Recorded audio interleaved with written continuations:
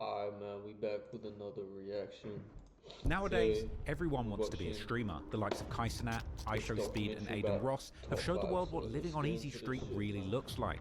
Just sitting in front of a camera, being yourself, can attract millions of dollars and millions of fans if you have the right personality. Streaming has taken iShowSpeed all over the world like a modern day Forrest Gump. It's made Kaisenat more relevant than every rap star in the game, with most of them begging to be a part of his streams to save their album sales. And Aiden Ross even managed to get the President of the United States on his stream in an unprecedented collab that broke the internet. But as the world of streaming expands, more and more shady characters have entered this scene to try and shock their fans into subscribing. People like Johnny Somali have toured the world attempting to offend other cultures, all for the entertainment of his stream, resulting in numerous beatings and legal cases. Or declining YouTubers like Vitali have attempted to bring their shock humor into the world of streaming, swiftly landing him into a jail cell in the Philippines. But in 2025, the streaming world has broken a new boundary. This looks juicy, bro. Juicy vid. As the world is introduced to the first drill streamer, who has been accused of murder, beaten the charges, and vows to kill again. Top5 is a Canadian drill rapper hailing from the rough streets of Toronto, and when his brother Foolish was killed by a rival gang and mocked mercilessly online, he vowed revenge, promising to spin the block until he had killed the people responsible. And in 2021, it seemed like he finally got what he wanted. I don't know if this is about him dissing Kodak or some shit. As a young man named Hashim Omar Hashi was gunned down just I remember him as he was about to enter the Kodak. parking garage of his home, located in the infamous projects on the corner of Jane Street and Falstaff Avenue, home of the so-called Falstaff Crips. But Top5 wouldn't face justice. In fact, he would go on the run, sneaking out of Canada and into America, where he hid in Los Angeles, hanging out with some of the world's most famous rappers. GG, Toronto, stand the up. Straight on the set, nigga. You know what it is.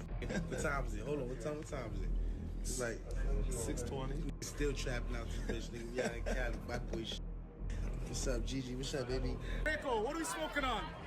And even taking to Instagram Live to taunt the mayor of Toronto for not being able to catch him. Yo, you guys want to link funny, up? dude. Call John Tory and tell him I want to sit down for 30 minutes.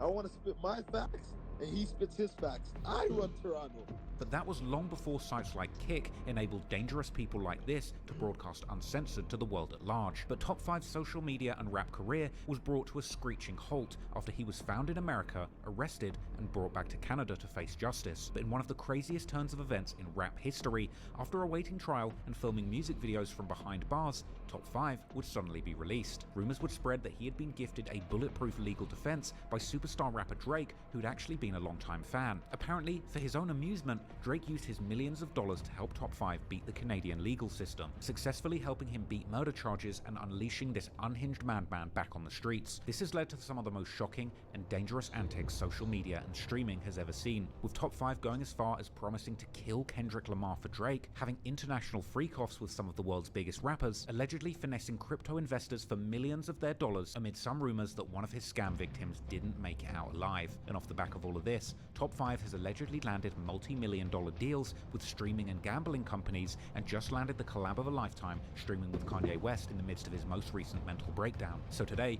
we're going to break down the dark truth behind Top5, the most dangerous streamer on planet Earth. Oh man, y'all! Because I need daddy. You and Kendrick. He's also on the run, wanted for murder. We're equipped. We're like the army.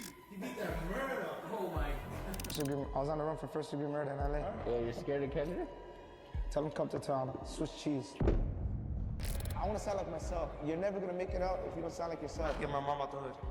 I get my family out the hood. Tomorrow, the violence erupted late Sunday evening in the parking lot of a condo building in the northeast. There's no doubt that this is a targeted attack. In police service confirming one adult male is dead while multiple others have been taken to hospital. Nid Abdullahi's mother, relatives, and friends are overcome with grief, where the teen was fatally shot multiple times early this morning. We here with Top5, one of Toronto's finest. Tell the world how JJ got packed. Told him how your brother got packed. So you the streets. You're the streets. Yeah, I'm Drake Shooter. Two Toronto men are facing charges after a man was shot and killed in a parking garage late last month. Wanted for the first-degree murder of 23-year-old Hashim Omar Hashid. You guys want to know where I am? Why is this still in the hood, bro?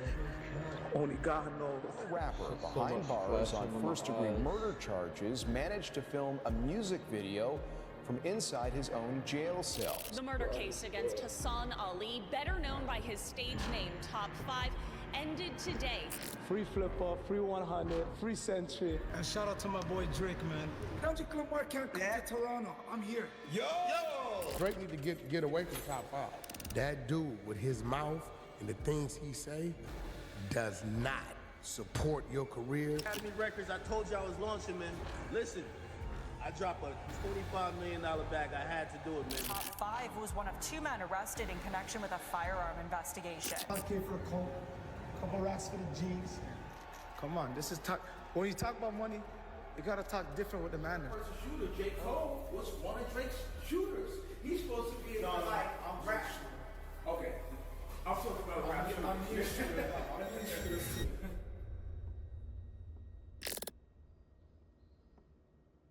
If you want to watch my videos uncut and extended, go to patreon.com/traplawross, where you can me there. Here's the video. Hey, do not sell your house before doing this. Hella ads, man. Top5, born Hassan Ali in 1998 to Somali immigrant parents, grew up in Toronto's Lawrence Heights, a neighborhood that locals call the jungle. Isolated and neglected, this maze of crumbling multi-story townhouses and low-rise complexes that are part of Toronto's public housing stood in stark contrast to the middle-class suburbia that surrounded it. Known for poverty, drug deals, and gunfire, Jungle is home to a large community of immigrant families from the Caribbean, South America, Somalia, and other African countries. Immigrants who were all clinging to their own version of the Canadian dream, and it was here on the basketball courts that Hassan earned his nickname Top5, a boast that everything he did on the court was top 5. As a student of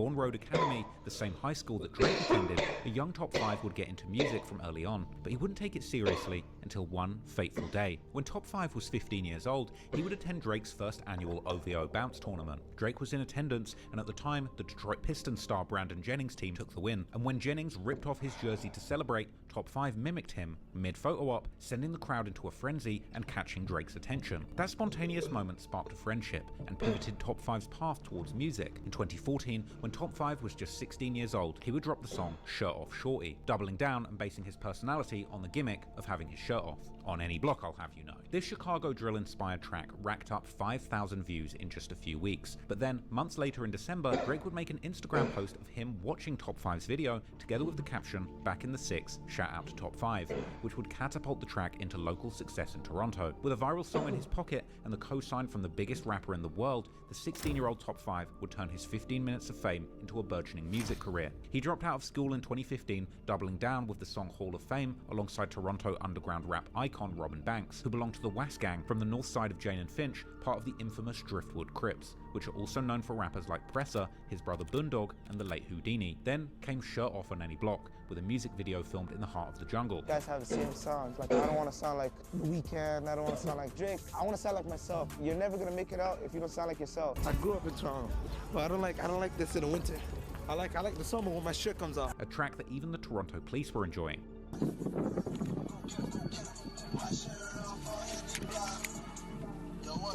Meanwhile, Drake would keep the cosigns coming, shouting out Top 5 in the track Grammys from his 2016 album Views. But unfortunately, just as Top 5 plotted his family's escape from the jungle, Started rapping, I didn't know it was gonna blow up. A couple more songs, I'll have a house in Brattle Path. That's my goal, have a house in Brattle Path, get my mom out the hood, and get my family out the hood. the streets would strike back.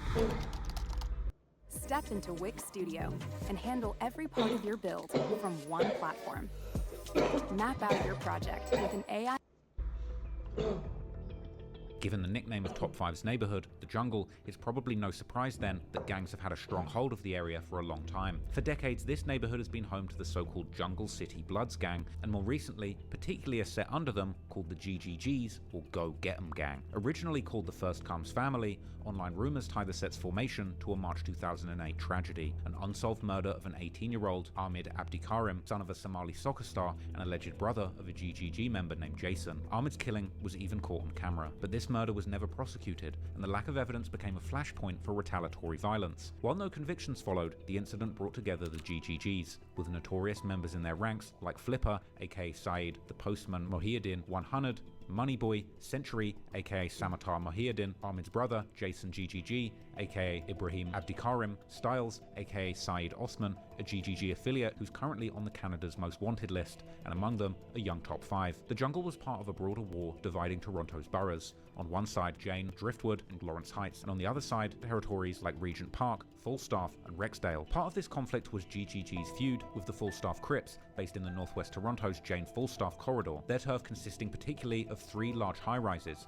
numbers 20, 30, and 40, which is why the gang is also sometimes called 234. The Falstaff Crips are known for guys like the rappers 9 and LO, who have both received some notable fame in the Toronto drill scene, while Top 5 and the GGGs have also clashed with several other rival sets like Bloods from the Connections or South Jane, represented by artists like NHSJJ and Doovie, who have both been some of the most popular drill artists in the Toronto scene. On the other hand, there's also been gang sets who GGG have been close with, most notably being the previously mentioned Was Gang, with Top 5 himself being very close to their rappers YG, Presser, and Presser's big brother Boondog, all of whom were recently shining prominently in Brandon Buckingham's vlog about the gang war in Toronto. Definitely go and check that out. Toronto, this is Jane and Finch, Was Gang. Alexandra Park, PO, MG Furrow. Content creators get shot in their head out here. Come around here, you might not leave.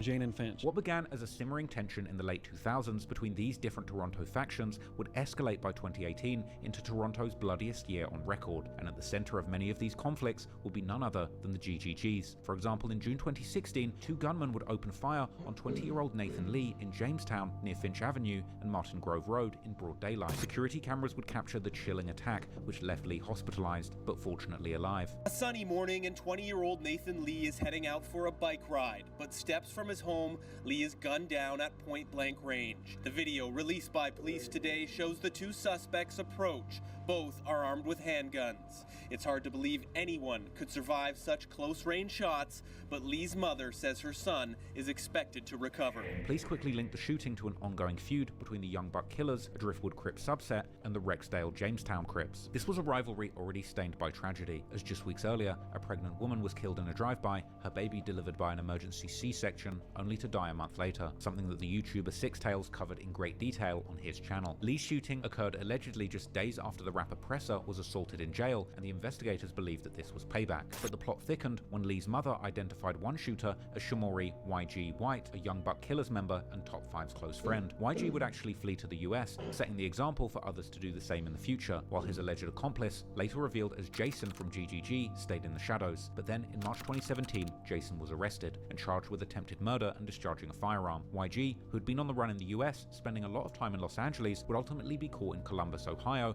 and brought back to Canada, formally charged with attempted murder. However, due to a combination of good lawyers and the witnesses refusing to testify, both men would face no charges. YG would later taunt the failed prosecution with his track Blue Tea. God damn, bro. So I never heard about this YG dude, but it's been pretty interesting so far.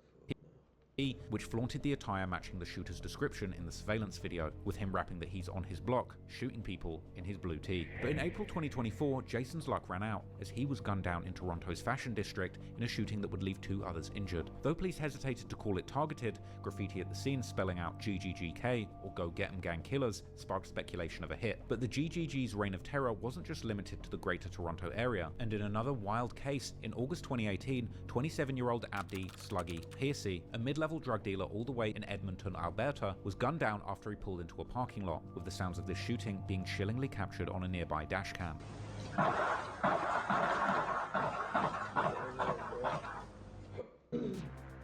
Eve to me is basically freedom. It's I never knew Toronto was so close to New York, bro. Police called the shooting targeted, revealing that the victim was well known to law enforcement. When police arrived Sunday night, the focus was on a BMW where the man was gunned down. The building was roped off.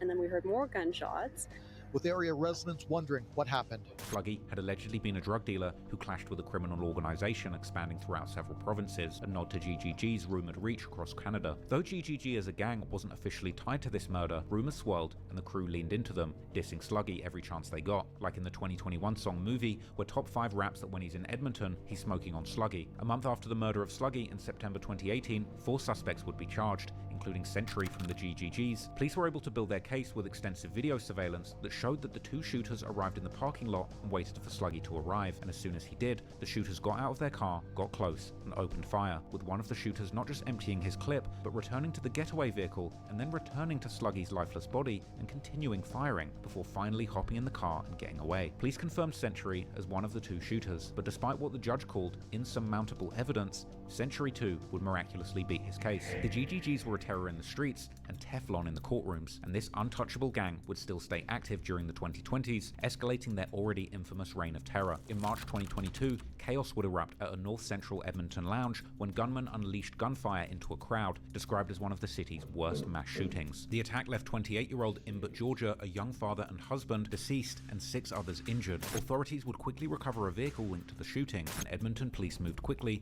arresting 2 suspects, GGG members 100 and Bosch, after a police helicopter tracked their fleeing car, capturing their attempt to discard firearms out the window, which were later retrieved by police dogs. Investigators confirmed that 60 to 70 shots were fired into the crowd, calling it miraculous that more people weren't killed. A 3rd suspect, another GGG affiliate, Saeed Styles Osman, would evade capture, later landing on Canada's 25 most wanted list with a $50,000 bounty out for him. As the investigation deepened, police identified 2 additional suspects, one of those being none other than Century from GGG, who would get arrested on December 3rd, 2023 in a separate drug trafficking and firearms investigation, with more than $185,000 worth of drugs and firearms seized. This included $50,000 worth of cocaine and 2.5 kilograms of fentanyl worth $90,000. Extradited to Edmonton, he faced the same charges as 100 first-degree murder and 7 counts of aggravated assault. Then, in May 2024, Bosch would strike a plea deal, confessing that he drove the shooters, that all 4 men had firearms, and that they were after someone they knew, and he would get 8 years for manslaughter,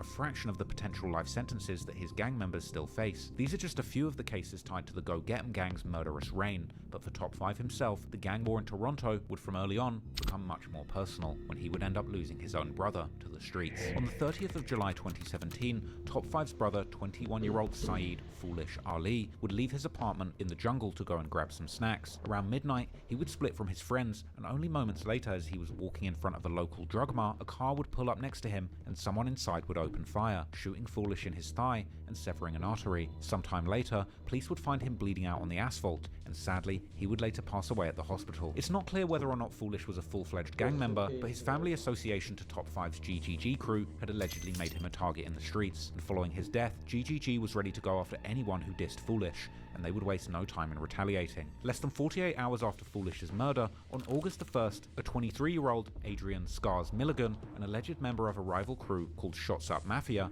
aka SUM, would become Toronto's 30th homicide of 2017. Witnesses near Bathurst and St. Clair saw Scars arguing with two men before gunfire suddenly erupted, hitting Scars in the chest in a gas station parking lot. Witnesses would then see two suspects running northbound on Raglan Avenue while holding a handgun, one of these suspects being around 5'6" in height, this interestingly matching Top 5's relatively short frame. Reddit sleuths would later point out that Top 5 had allegedly posted RIP Foolish on the very same day that Scars died, while also mentioning a statement that Top 5 allegedly made saying that he stepped for his brother. GGG members like Flipper have also claimed Scars as a GGG body, with lyrics hinting at Scars being killed as direct get back for Foolish. When SUM members would pay tribute to Scars online, a GGG member would do some trolling by commenting with the prayer hand emojis, which would be met by a harsh response back as the SUM member would tell him to go and dig his friend up in response. Online sleuths have generally theorized that Scars was killed over mistaken blame for Foolish's murder, with the GGGs first thinking that SUM had something to do with it, but unfortunately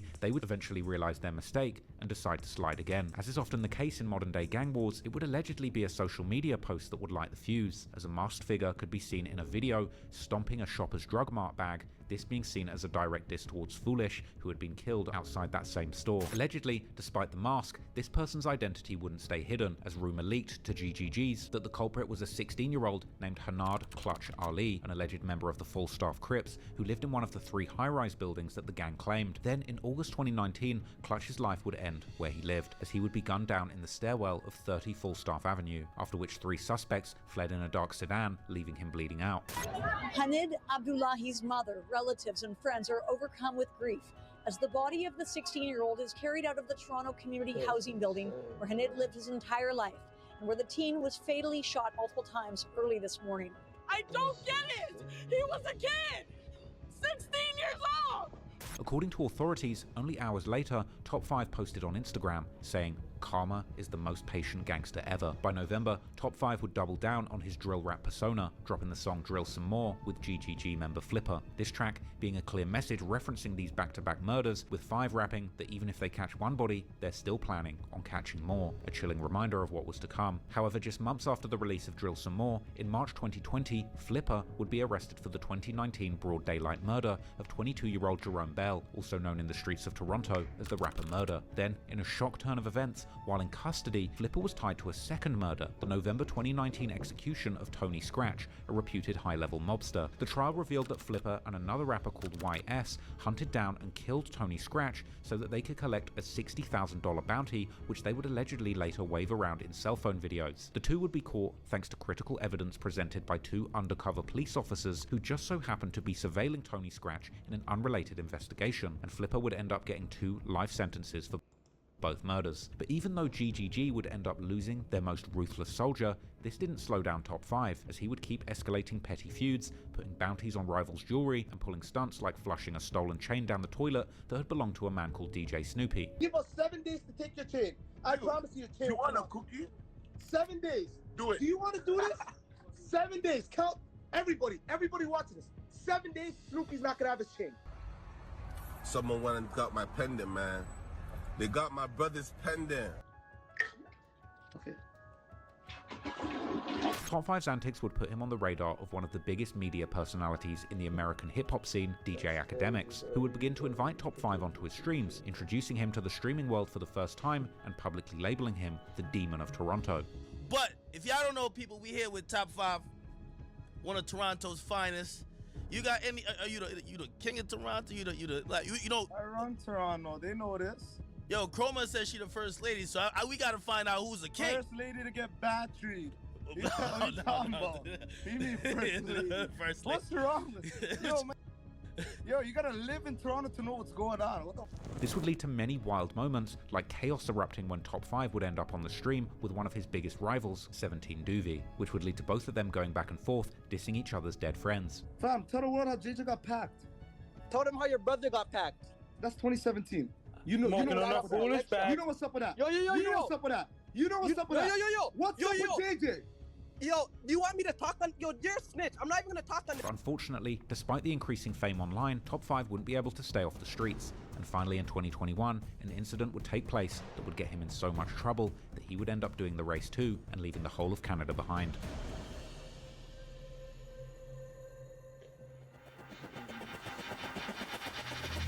On January the 31st, 2021, 20-year-old accounting student Hashim Omar Hashi returned home to his Falstaff Avenue apartment after dinner. As he was about to enter the underground parking garage at 40 Falstaff Avenue, another vehicle would appear from behind, and a gunman would quickly sprint to Hashi's passenger side window and fire 14 shots, before sprinting back to the passenger seat of the getaway car as it sped off. After the murder, police would stress that Hashi had no gang ties, and his only crime was living in the building claimed by the 234 gang. But the murder allegedly followed only hours after Falstaff rapper 9 had posted a Shoppers Drug Mart bag on Instagram, an obvious taunt towards the death of Top 5's brother Foolish. In February 2021, police would strike and arrest 2 people, including none other than Top 5, charging him with accessory to murder. 2 Toronto men are facing charges after a man was shot and killed in a parking garage late last month. 24-year-old Emmanuel Misa and 22-year-old Hassan Ali were arrested over the weekend and charged with accessory to murder after the fact. Ali is also facing several drug offenses. He was first released on $70,000 bail, but things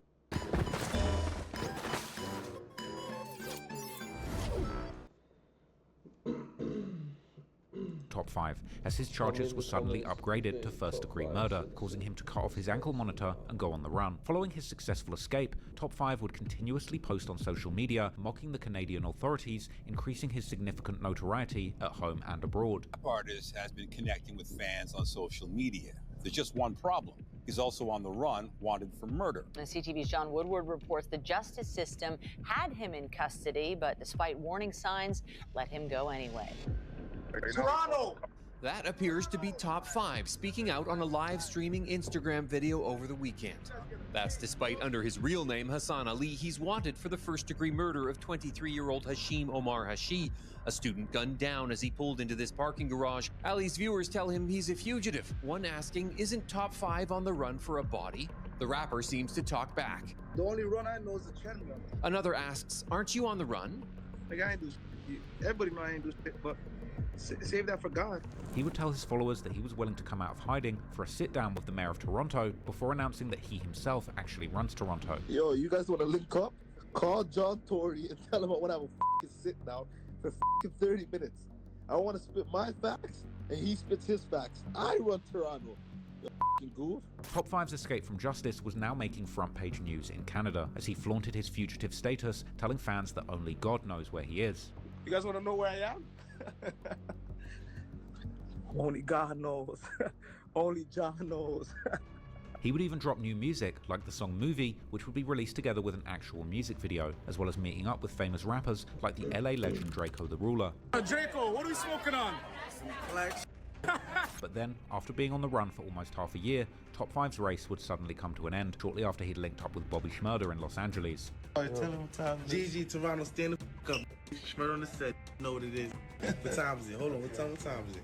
It's like 6:20. Still trapping out there.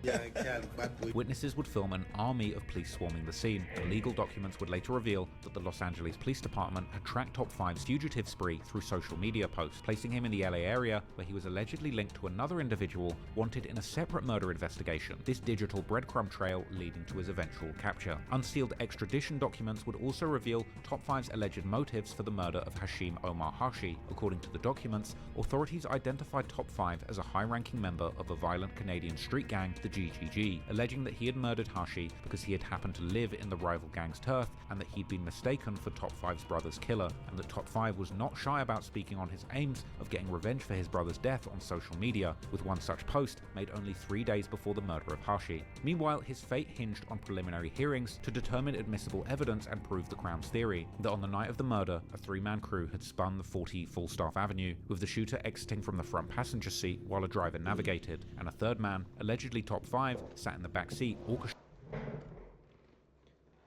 Shit, man, I need a piss.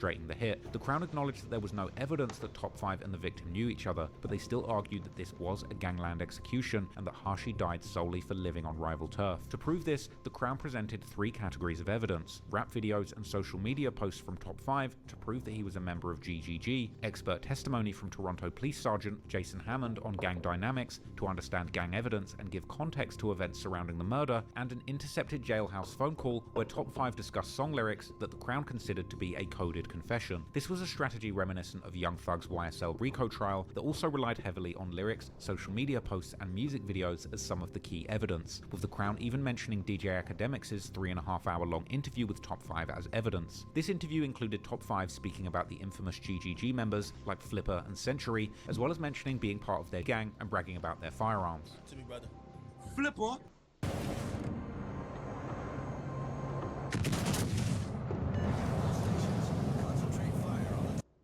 Flip. But that was my big dog. They just arrested him for 2 bodies.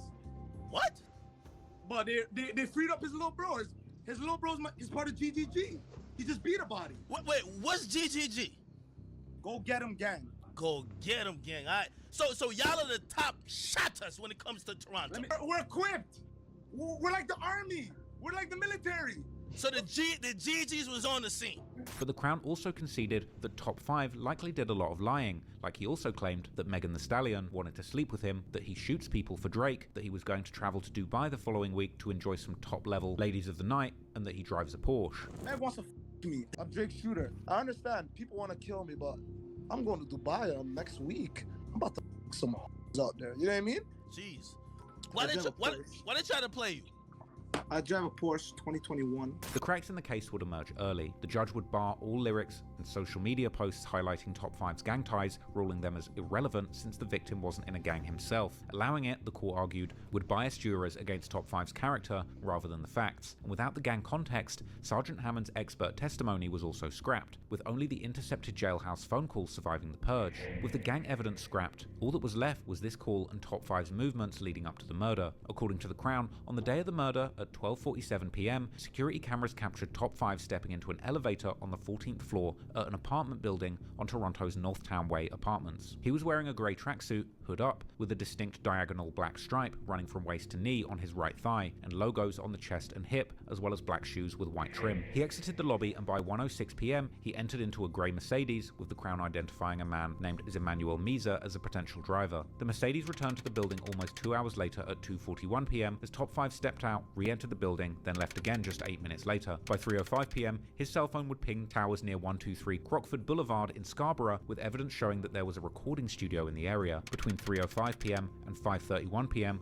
cell tower records showed that Top 5's phone stayed in the vicinity of the studio. 6:02 p.m, back at Top 5's apartment in Northtown Way, a masked figure would enter the building, wearing a black hoodie, puffy jacket, black pants, white socks, and shoes with a faint white mark, with the Crown alleging that this was the shooter. He would ride the elevator to the 14th floor at 6:03 p.m, and 3 minutes later, he would return to the elevator, clutching a small green plastic bag. At 6:11 p.m, Misa's phone would ping near the building, and 1 minute later, the grey Mercedes, the same car Top 5 used earlier, would pull up and the man in black climbed in. By 6:24 p.m, Misa's phone returned back to Scarborough, pinging on towers near the studio. Then both Top 5 and Misa's phones would go silent for hours, and there would be no activity from Top 5's phone till 9:07 p.m. Meanwhile, at the Falstaff Avenue housing complex, surveillance cameras would catch a stolen Honda Civic circling the 20, 30, and 40 blocks of Falstaff. It would enter the parking lots, slowing near a van with people twice, before also creeping past a white sedan, with the Crown arguing that they were hunting a target. Around 8:44 p.m, Hashi's car would turn into the entrance of 40 Falstaff's garage, and 12 seconds later, the Civic would screech to a stop, as a man in all black, white socks glaring, would bolt from the passenger seat, sprinting to the victim's car and unloading 14 rounds into the passenger side before fleeing. Looking closely at the security footage, as the shooter runs off and back to the car, the Civic's rear door cracks open, with someone inside seemingly hesitating but staying put, the Crown arguing that this figure was in fact Top 5. The Civic would later be found torched in Earl Bales Park with no DNA and no prints found. At 9:20 p.m, the grey Mercedes would resurface at Top 5's apartment at Northtown Way, with Top 5 stepping out, still in his grey tracksuit, alongside another person in dark clothing, someone who the Crown agreed is not the same person that shot the victim. Once again, they would ride the elevator to the 14th floor, before 8 minutes later returning to the lobby, with Top 5 now wearing different clothes as they got into the Mercedes and drove off. However, despite this evidence, the authorities were unable to confirm the identity of the shooter, the driver, or even the person sitting in the back. And ultimately, with no lyrics and no social media to use, and no forensic links or verified identities, the case would end up consisting of just theories, gaps, and a burning question. Was this a meticulously, perfectly planned and executed hit, or just a coincidence painted as guilt?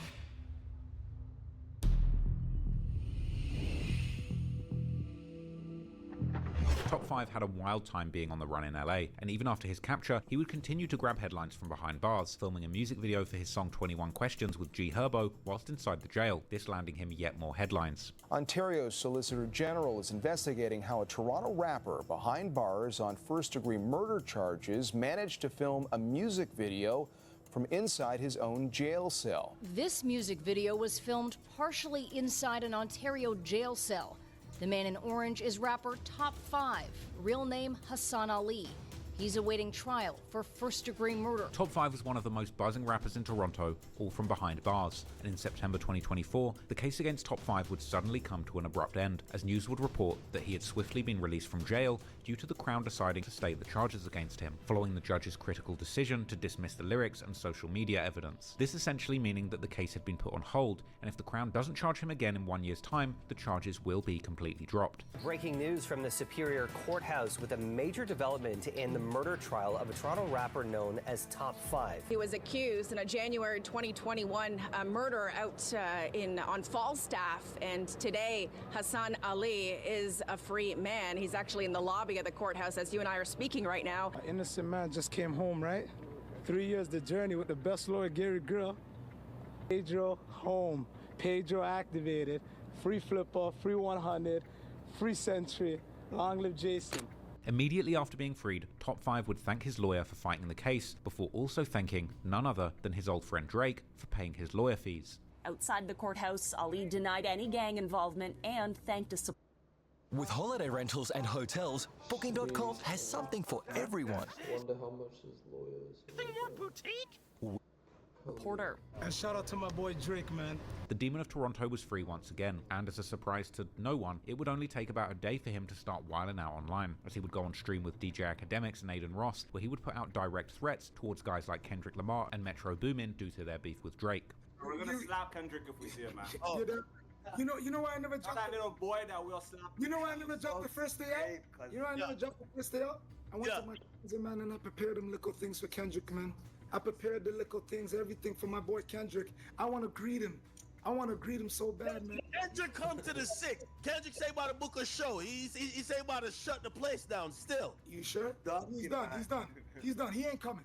He ain't coming. Metro Boomin too. It's a no-fly zone, man. Yo, Metro Boomin, man, I see what you're trying to do with my boy, man. Don't do that, man. Don't do that. It ain't, hold on, Ack. It ain't safe, Metro. It ain't fucking safe. I just want 2 people right now, man. I'm not, it's not a threat. I'm just looking for Metro Boomin and Kendrick Lamar. I'm doing my homework right now. I'm doing my task on them right now.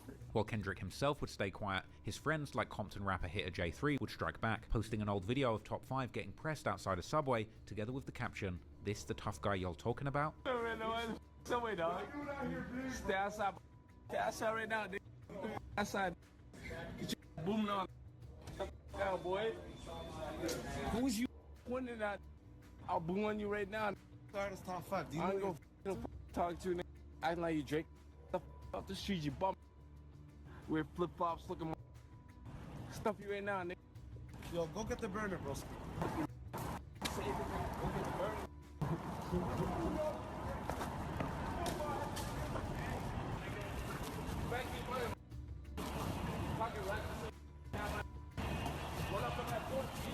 While also seemingly inviting Top 5 to Compton to come and find out who the people in the Not Like Us video were. Top 5 was now on a roll, and the demonic antics would continue the following month, as he would go on a podcast of British social media personality Leah May with YG and Boondog. During the podcast, Top 5 would once again threaten to shoot Kendrick Lamar if he comes to Toronto, and made a number of other wild statements. Kendrick Lamar? Yeah, you're scared of Kendrick? Tell him come to Toronto. Swiss cheese. What happened if he comes to Toronto? I'll get the low, put on my Nike Tech Black. So why'd you get us a driver? Put the window down, it is what it is, get some fresh air. Top 5's wildin' wasn't just limited to social media, although it would always be posted there, like when he would troll the basketball player Russell Westbrook during a game, because Westbrook had made an appearance with Kendrick Lamar during his pop-out show. Suck, Westbrook, man. You suck. Marlon's going to he sucks. Or when he and the rapper Presser would allegedly go to the show of rapper Lil Tyler to confront him with a bunch of goons due to Tyler's association with Kodak Black, who has a long-standing beef with Presser since an infamous shooting incident between Presser's crew and Kodak Black in Los Angeles, with Top 5 suggesting that he'd have killed Kodak Black if he was there during the altercation. If I was there, Kodak would have been dead. He would have been dead? Yeah, the 16-year-old G42, he took care of it, but I would have done it. If I was there, he would have been a nose to it. He would have been done. Top 5 had also become known everywhere as Drake's shooter, after claiming that's what he was in an earlier stream with DJ Academics. Like, I'm a shooter, basically. Yeah. So you the streets. You're the streets. Yeah, I'm Drake's shooter. Oh. I'm not lying to you. Anybody disrespect Drake, I'm shooting you.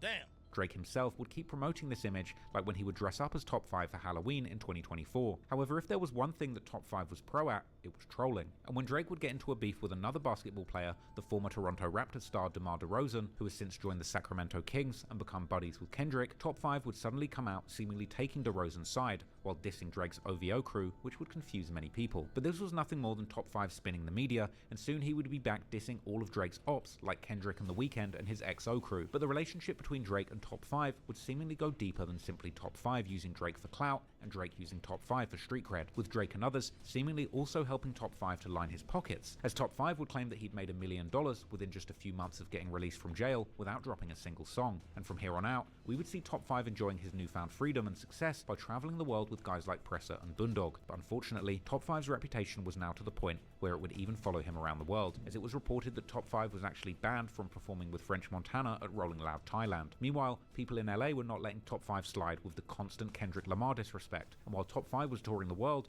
the podcaster, music manager, and alleged Pacoima Blood member, Wack 100, would come out attacking Top 5, telling academics that 5 was a fake tough guy. Top 5, he back out free. That's a fact. That dude ain't nobody, bro. You know that dude couldn't survive nothing. That nigga weigh 118 pounds. They're talking. Hey, act. You know what this is down here, bro. Now, I'm not saying, no, we're not saying that they're going against the We're just saying no Canadians moving.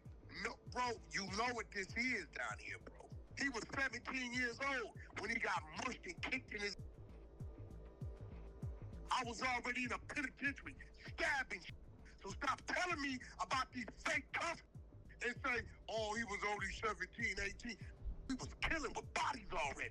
What are you talking about right now? Wack would continue the dissing during a DJ Vlad interview, as Vlad would bring up Kendrick performing in Toronto during his tour with SZA. Drake's guy, Top 5, said he'll respect Kendrick if he shows up without police security, which is ridiculous. Man, Kendrick's not showing up for nobody, bro. Dude is nobody. Come on, we watched this same dude get mushed in the face and kicked in the... Oh, I was only 19. I don't know where y'all come from, bro. We off the porch at 12. Then, during the Wack and Adam 22 podcast, Wack would come out and say that he had an incriminating recording of Top 5 warning Drake to stay far away from him if he doesn't want to go down with him. I see you got Top 5 up there. Yeah, we got Top 5 coming up. Drake need to get away from Top 5. Why do you think he's bad news? Bad news. Why? This is how much respect I got for you, Drake. A hard drive? USB drive? This is how much respect I have for you. I'm telling you, somebody listening, Drake, give me no troll on Pyro. You need to get away from that dude. This has been in existence about 90 days, and I have made sure it hasn't went anywhere, personally. I think you know what I'm talking about. That dude with his mouth and the things he say does not support your career and how far you come. I'm telling you as a brother, this is how much I got respect for you. That's the red button? And if you have something here, I'm gonna let you plug into it and look at it when we're done. What is it? You're gonna see how much get the away from Top 5, bro. After Wack's warning, him and Top 5 would confront each other during an academic stream, with Top 5 accusing Wack of blackmailing him with a recording that he had made when Top 5 had called Hit a J3. While Wack would keep emphasizing that he was the one making sure the incriminating material recorded during the call was not coming out in order to protect Drake. I called this guy. He was with some guy named G3 hit us. I was showing them how gangsta I am. Saying, yo, when I see you guys, I'm on your ass. This guy recorded the whole convo, and our talk is so gangster, he's blackmailing me. I didn't say nothing about Drizzy on that convo. Man's blackmailing me, saying, I'm gonna post it. You're going back to jail. It's still not clear exactly what was said during that call. Pardon? Oh, getting a bit hungry, I might grab something. Yeah.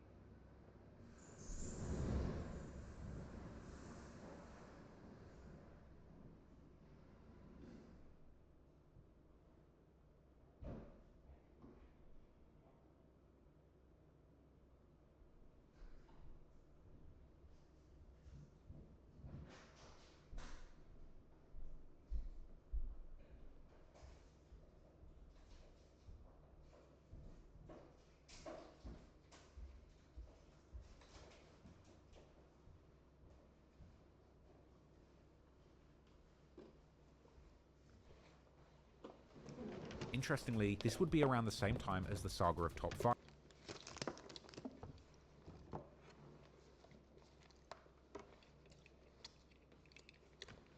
Would take a truly strange turn. Allegedly, during Top 5's world tour in late 2024, he and his buddies from the Toronto hoods, like Presser and Bundog, would meet a seemingly very rich young man in Dubai named Julian Berouet, engaging in all kinds of shenanigans with him, including a Diddy-style freak-off where UK drill rapper Fredo appeared to be getting busy. Now, not much is known about Julian's background, but he seemingly used to live in Miami, where he was arrested in 2022 for having a concealed firearm and resisting arrest, while there's also a video of him on YouTube doing a boxing match which was posted as late as August 2024. It seemed that at the time everything was going well between Julian and his new friends, until suddenly in December 2024, in a now deleted stream with DJ Academics, Julian would come out guns blazing, going on what seemed like a stimulant-induced long and rambling story, where he would accuse Top 5 of scamming him out of $2 million together with none other than Drake himself. Top 5 stole my Richard Mill, Drake's homie. I just bought a better one, so anyway. Okay. Drake scammed me. Champagne Poppy scammed the 20-year-old for 2 M's. And then Aiden Ross is involved in this. It's deep, bro. It's not Top 5. It is, Top 5 do the math on Toronto, whatever. Yo, This Top guy. 5 on his third body. So you fucking talked top to Drake eventually. You talked to Drake himself. I've spoken to 3 days, like conversations, texting back and forth, voice notes, all that. But anyways, yeah. So Top is Drake's shooter, poor guy. His nigga just got out of jail.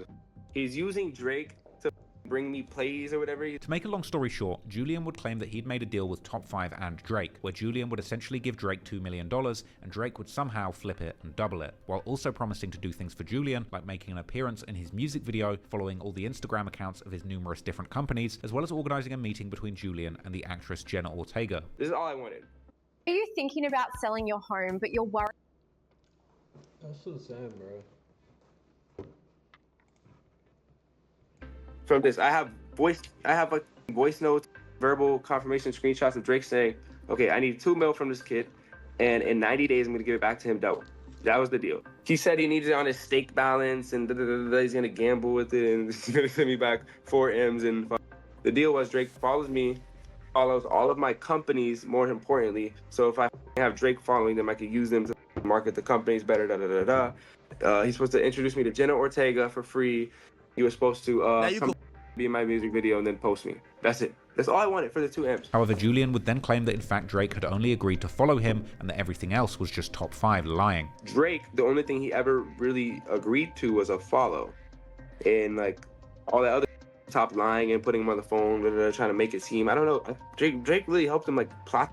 It's so petty. Now, this story sounds like a lot of cap, but clearly something crazy was going on behind the scenes. Top 5 Presser and Bundog suddenly had a whole lot of money, and this would only be the very beginning to this very strange saga, because Julian would then claim that he confronted Top 5, who would then give him Drake's number, after which Drake would allegedly begin to send him voice notes where he would allegedly attempt to calm Julian down, with Julian then starting to play DJ Academics these alleged voice notes.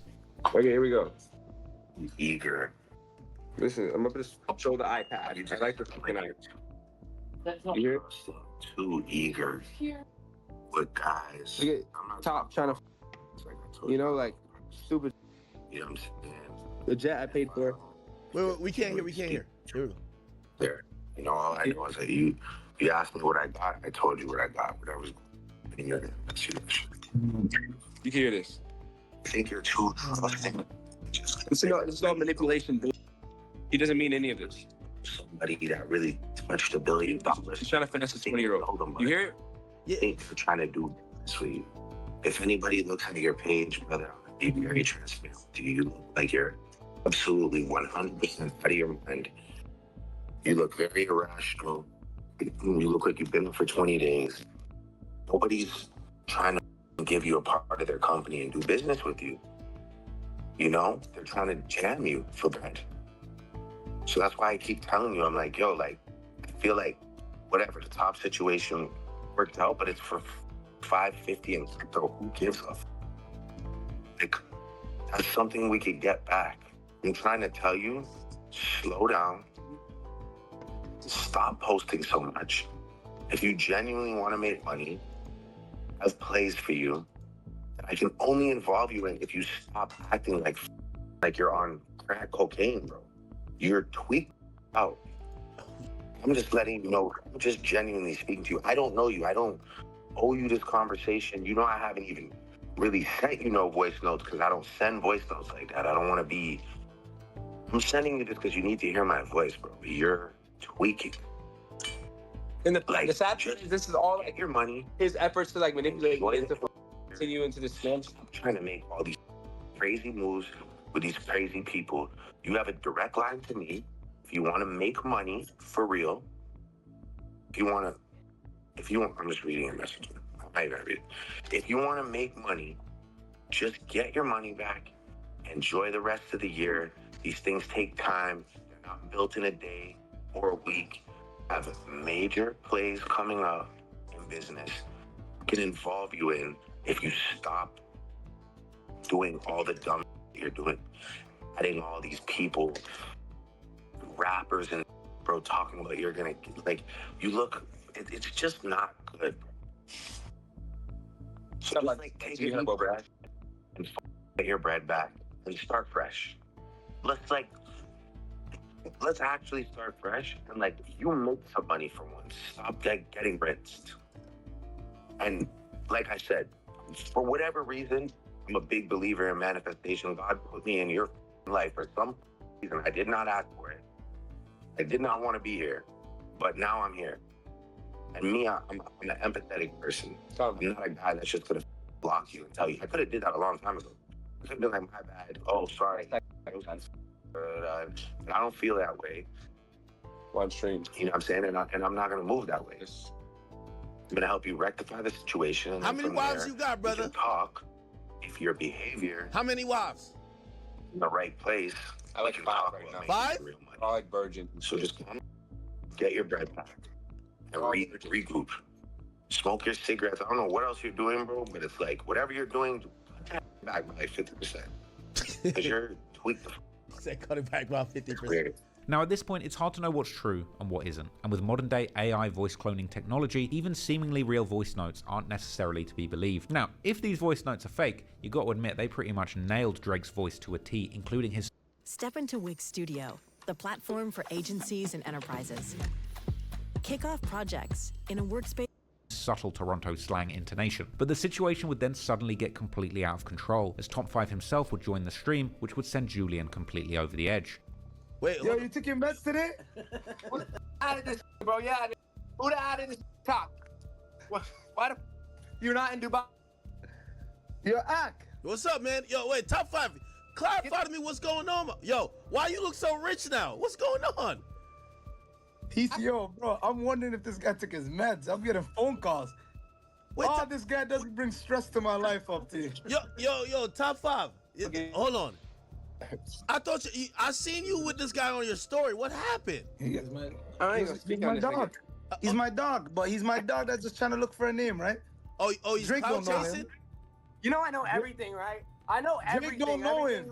Yo, big I know Al. everything. Yeah. Stop. Drake don't know him. I think he's playing. I think he's playing AIs. Yo, I think it was the AIs, Zach. Okay, I'm sorry, guys. I don't give a damn me. Wait, hold on. I actually have Toronto that actually. No, you gotta f me off. This is how level-headed I am. I have Toronto that offered me your life, and I said no. So, I could show that too. Wait, hold on. If you want me to, I have Toronto that offered to. Julian would then make many wild claims about Top 5, one of these being that he received $3 million from Drake for shooting up the Weeknd's manager's house. How about you tell the word about how Drake paid you $3 million to shoot up the Weeknd's house 4 weeks? Let's get shot up. I didn't have respect for Drake. You're not credible. You're laughing. Now, the obvious problem with this claim is that Top 5 was still very much in prison when the Weeknd's manager's house had a shooting incident during a home invasion that was reported publicly in April 2024, unless this was organised from jail or unless Julian's referring to another subsequent shooting that didn't make headlines. Anyway, Top 5 would return the banter, saying how there's now 2 people that he needs dead, Kendrick and Julian. I just dropped There's 2 I need dead, you and Kendrick. No. The whole thing was completely nuts, but the craziest turn of events was still to come, because all of a sudden in early 2025, Julian would stop posting on his numerous different social media accounts, seemingly vanishing into thin air, with some of his last posts being him dissing Top 5. Julian's disappearance would start a wild rumor mill online, with people trying to figure out what had happened to him, and some people claimed that Julian was straight up dead, with even Julian's girlfriend posting these theories of his murder on her social media, while others claimed that he had gone into hiding due to either Drake and his goons being after him, or because some other major crime syndicate wanted him dead due to Julian allegedly getting all of his money by robbing someone in Miami, which is actually something that Top 5 would also imply during the stream with academics. Tell them that you can't go back to Miami. Tell the whole world you can't go back to Miami. You know whatever I want right now, but I'm not stupid. Tell them how you scammed the whole Miami. And you're hiding in Dubai. Oh, yeah. Tell them, how about that? 15 in Miami, 19 with bigger. Tell the world how his best friend up. 15 in this picture. Because he scammed the whole Miami. Wait, they killed the Zoles are after you. What? Talking Haitians. About? No way. Say it ain't so, Julian. My mom is white, my dad is black. Tell the world about your $66 million heist. Tell the world how you're hiding from Dubai. Yeah, you're gonna meet your brother. Let's see what happens first. Ask about the get back. Foolish gang. Ask about You're scared of me. If you're not, I will hang you with that chain on. He tells he ran up on him for 66 mil. They packed his best friend in front of him. He booked his flight to Dubai. And now cannot stay in the same hotel for a week. He moves around quicker than a dog. Now for now, there's not much reliable information about what happened to Julian, but while all this craziness was unfolding, Top 5 would keep moving forward 1,000 miles per hour. And in another crazy twist, on New Year's Eve, academics would come out with a major announcement claiming that he had signed Presser, Boondog and Top 5 to his own music label, the Academy Records, for $25 million. In the building, man, the Academy Records, I told you I was launching, man. Listen, I dropped a $25 million bag. I had to do it, man. The first signees to the Academy Records, the biggest demons out of Toronto. Yo, listen. Y'all artists, y'all don't have a hit song. Y'all not dripping like this. It's gonna take a while. Let me tell you this. 5 mil. I signed him, put 5 mil in his pocket. 35, 5 mil straight. Hey, this guy been rich. I just gave him 5 mil just cause. Okay? Yo, Boondog, yo. He got that. Boondog sliding right now. He's sliding somewhere. The newest monster that's rapping. Yo, listen. No. I had to give Boondog 5 mil just for him to stop sliding. That was only stipulation. No more sliding. It's over. The Academy Records, man. Listen, when these guys drop, Big Ack is behind it, man. Listen, there's no bigger voice than me. And let me tell you this. Whether this was trolling or not, Top 5 was clearly moving up in the world, and in January, he could be seen hanging out courtside with none other than Drake himself, who had